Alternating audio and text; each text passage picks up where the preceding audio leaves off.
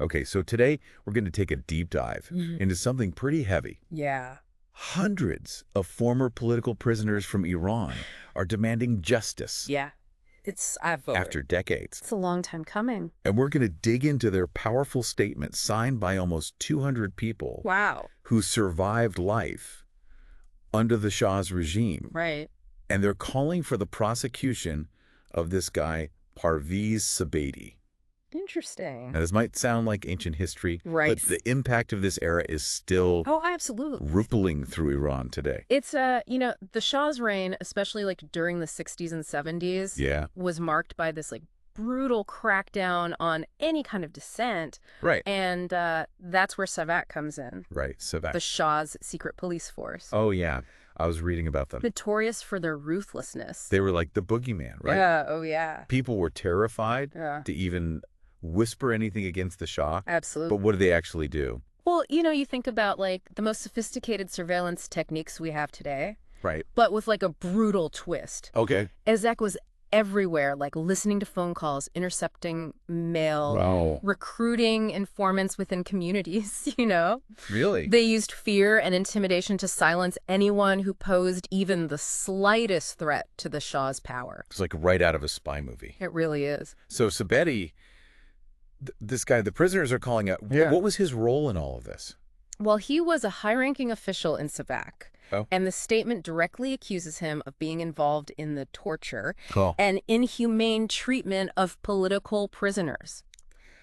That's heavy. It is, and this isn't just speculation. Right. These are first-hand accounts from people who say they endured horrific suffering under his watch. Yeah. And it's not just a few people, right? It's Right. almost 200 people signing Right. this statement.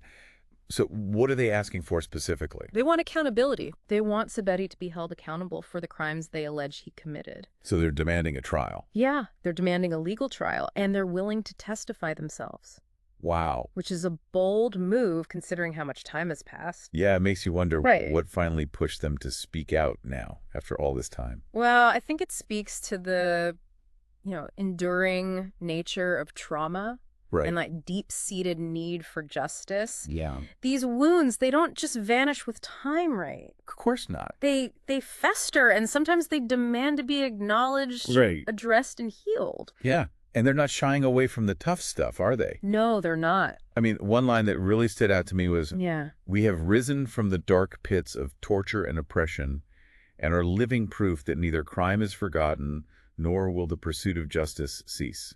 It's powerful. It is. It's a declaration of resilience. They're not just victims, right?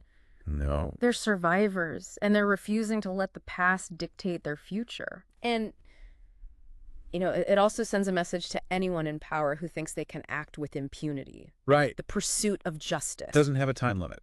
It does not. That's incredible. It is. They're willing to relive those traumatic experiences in a courtroom to share their stories with the world.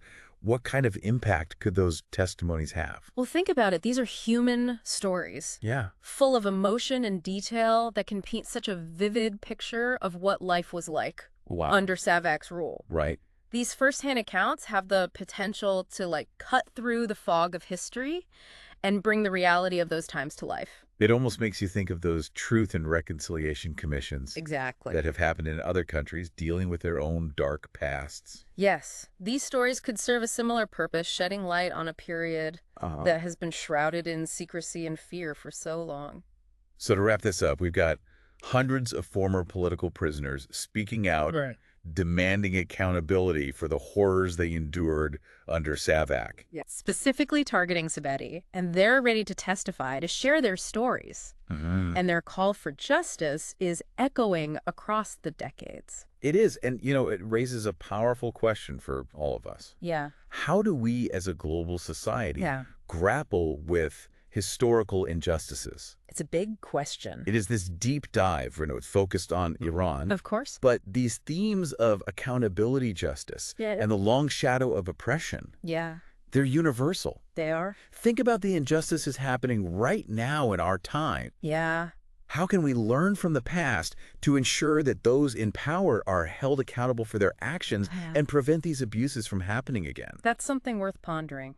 It is. It leaves you with a lot to think about. Definitely. What are your thoughts? How can we ensure that justice is served, not just for past wrongs, but for the injustices happening right now before they become tomorrow's history? Exactly. Thanks for taking this deep dive with us today. Absolutely. It's been a powerful conversation. It has.